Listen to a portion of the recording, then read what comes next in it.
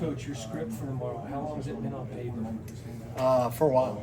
Yeah, for a while. It's been you get antsy, you get anxious to get rolling for practice one in fall camp and everything else. So, and then by design over the course of the summer, you kind of anticipate, okay, what's day one? What's day one look like? So no, it's been on paper now. Now it'll be on film as of 10 a.m. tomorrow. Coach Frost believes that this defense can be really good. So what are you most excited about this group?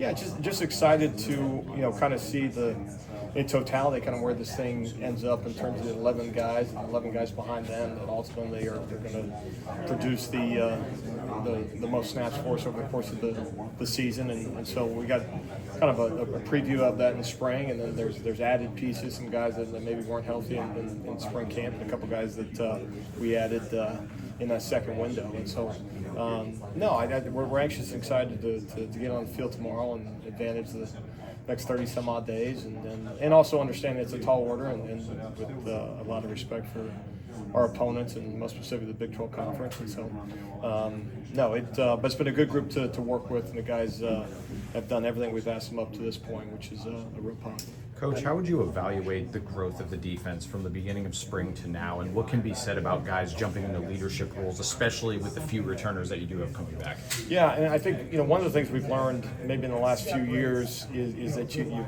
really have to press pause on the complete evaluation of where you're at after 15 days, and it probably never was available to us, but even more so now because there are so much new. You only face one offense on a given day. Now our offense gives us a lot of stuff to handle, and it's a pain in the tail type of deal. But and so to suggest you don't learn anything would be a misnomer. But on the same token, you really got to protect against a big picture evaluation too early over such a small sample size, and you still have run-throughs and walk-throughs and meetings and all that stuff in conjunction with those 15 days in the spring. But what you did get a chance to see is some guys that Philip Dunham, that you see obviously at a different place, but kind of proved to be a playmaker. Now the big challenge for him is that going to continue in the fall camp and ultimately during the course of the season. But he's one to highlight because of the productivity he had for us in the spring. So big picture though, and it's really important that we take these next 30 days to get a true evaluation before, as much as anything, before we circle those guys as leaders. The opportunity for those guys to be around each other and kind of be in the fray each day is really, really important, and you can't just do that in 15 days. And with the season looming, Coach Frost talked about the importance of having a sense of urgency but also maintaining patience. How difficult is it to achieve that balance on a day-to-day basis for you guys? It's really difficult. It's difficult from a year in and year out basis, and within what ends up being an 8-month period of time from January through the first week of the season. That's the magic, and I think all of us are better than we were probably 3 years ago or whatever with the transfer portal and all those changes, and probably we're guilty of trying to do too much same as. And you kind of look at who your seniors are, your juniors are, and on down. Your seniors are inevitably going to be your leaders, for instance. Well, now some of those seniors haven't taken a snap at UCF, and so you're kind of, okay, well, we have to maybe adjust kind of how we evaluate some of those things. And so the urgency to me is just from a work ethic standpoint on a day in and day out basis. Are we?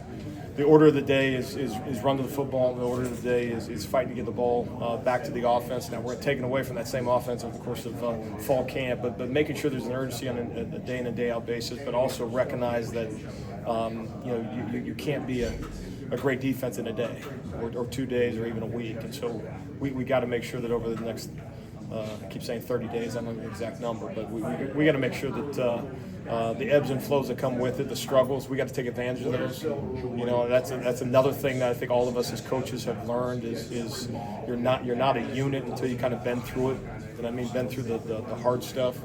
And so we got to take advantage of that day that we're not at our best and our offense gets the upper hand, which I'm sure is going to happen and may happen tomorrow. We got to make sure that we educate the guys and then we learn through some of those things. So you're constantly looking at every which way that you can kind of build a team in a very short period of time. You may have hit on this a little bit already, but when your defense is truly clicking, what can fans expect? A brand of football that suggests that a novice onlooker can see a speed, a tempo about it, a 11 hats to the football approach. It's cliche in coaching about effort, but effort's the greatest equalizer in sport. The problem is your opponent gets a vote as to whether or not they're going to give same as, less than, or more than. And so, we anticipate playing with a speed that matches the speed that the head football coach Frost wants on the offensive side of the ball. And so that's the brand. And then a group of guys that are hunting both takeaways and explosive plays on the defensive side of the ball, which typically are negative plays, and the productivity that comes with it. And, again, easy to say, but we got 30 days to make sure that's the product. When you look at this team, obviously so many new faces, how do you balance the scale of excitement to see what these guys can prove and maybe nervousness because you haven't seen them what they are actually capable of? Yeah, and you got to resist the temptation to say, well, we're not going to know until we play a game, because in some ways it's too late at that point.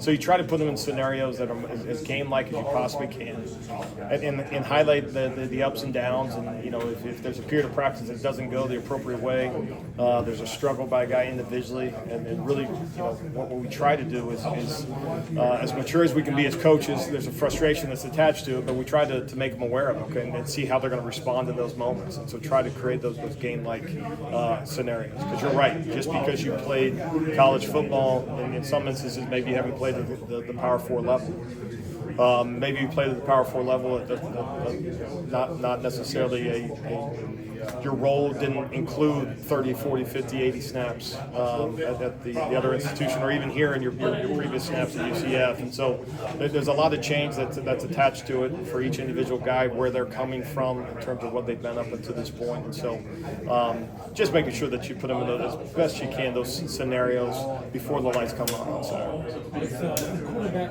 position still unsolidified, what role can the defense play keeping something going until that side of the ball gets up to speed? Yeah, try to make them miserable. I mean, to try to make the decision for the coaches on that side of the ball very, very difficult. And my hope from the defensive side of the ball is they're constantly having to respond to the interceptions they throw us and the PBUs that we make. I mean, we got to make sure that we do our part, and it's the same thing offensively as they try to train us. From a physical standpoint, we need them to roll off that football and see which one of our guys is going to man up and stand up and fight back in some of those scenarios. And so it's appropriate for us to do the same thing for those guys. You mentioned Phil Dunham by name a little bit ago. What impressed you both about his instincts and his ability to understand what you want out of position throughout spring camp? Yeah, you mentioned it. I mean, those two things were pretty evident pretty early. Getting hands on footballs and putting himself in the position that he could be a playmaker defensively. And to do that, you have to show an understanding of where you need to be, when you need to be there, and understanding what's around you as well. And so a guy in a new system scheme, although there's nothing magical about it, that's just a coordinated movement of 11 guys, but understand where he fit in there and where he can take chances and some of those things. You can see he's an experienced football player. He's played a little bit in his past, and so excited to see his progress this fall. I asked D'Onofrio about the fact that he's got two teammates that were on Virginia Tech now in his room. You have two FAU guys at least in your safeties room. Is there any temptation, or is there any decision to put Jaden Williams together with Dunham to try to accelerate the learning curve? Not necessarily. In fact, we make them sit opposite of each other, so they're not next to each other, because it's not same as. Not saying they couldn't sit next to each other, still be productive type of thing. But anyway, for all those guys in that room, it's competing and trying to put yourself, your name at the top of the list in terms of being one of the best 11 guys out there. But I'm sure you'd have to ask them. But I think individual conversations that they may have, there's a commonality there, and certainly from a lean on each other standpoint, I'm sure that happens when we're not around. How quickly can you turn to week one?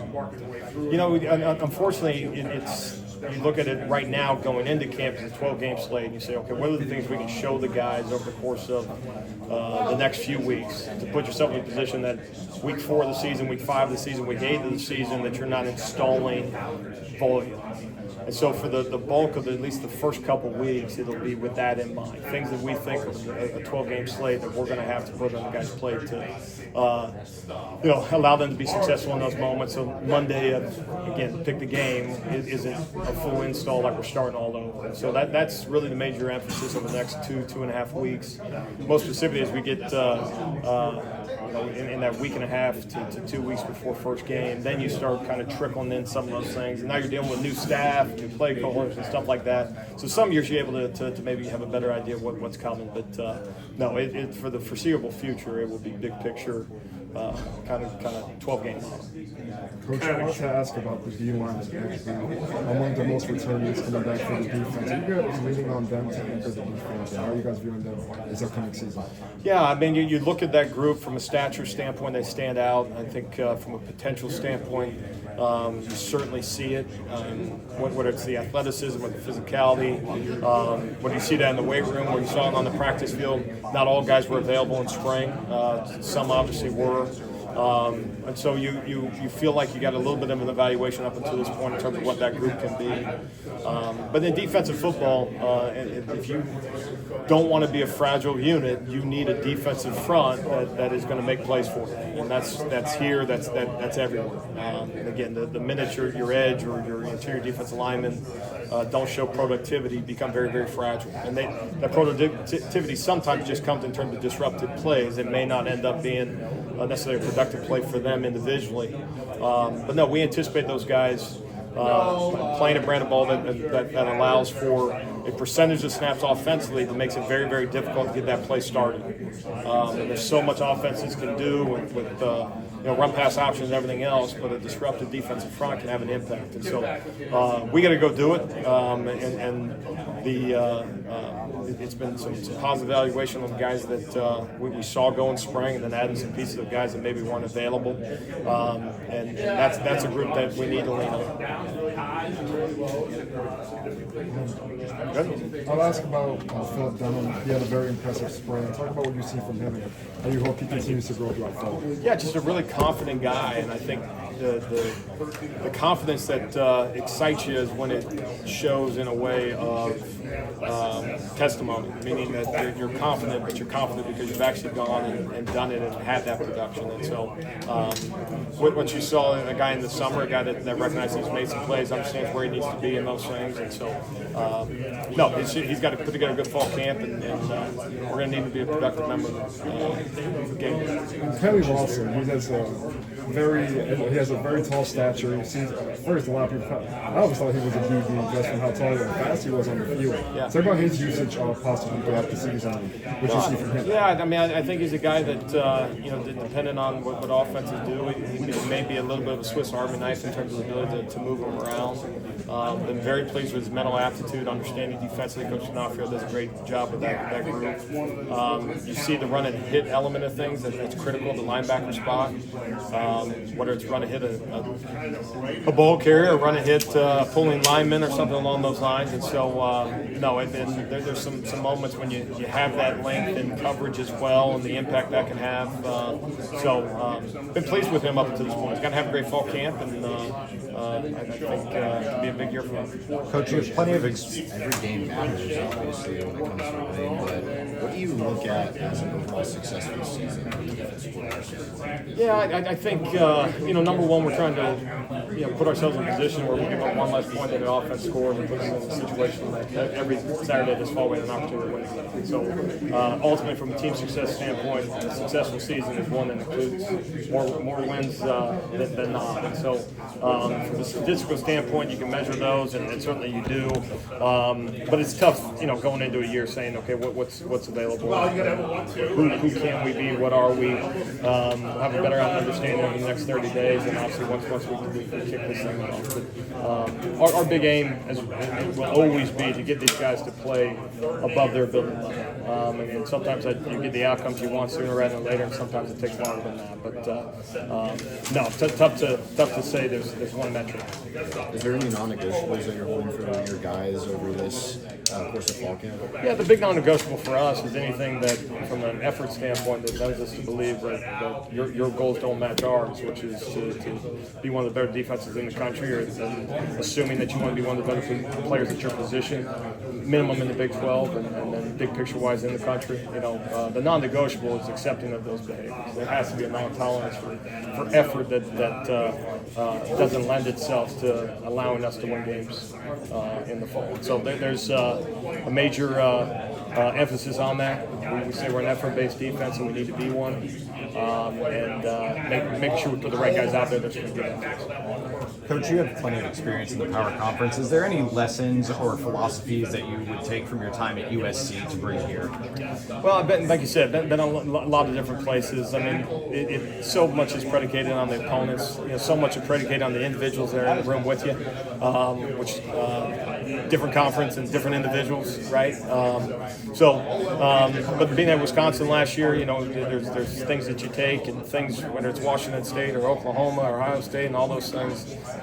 Certainly there are things that you look at, and again, go back to, as much as anything, the commonality with success happened versus when success was not something we found ourselves with. So much of it was how do you respond to the hard stuff. And to that point, when it comes to the new guys, transfers from smaller programs, incoming freshmen, what is the message that you try to impart on them about the level of competition they're going to face at the Power 4 level, and how important is it to build that up before you actually get into those game situations? No, it is, and you have to be real honest about what it takes. And so, finishing a play physically, for instance, you only get so many opportunities to do that. You can be 1 of the 11 on the field, and in a given practice, there's only so many opportunities that don't include a tagged finish when we don't have pads on.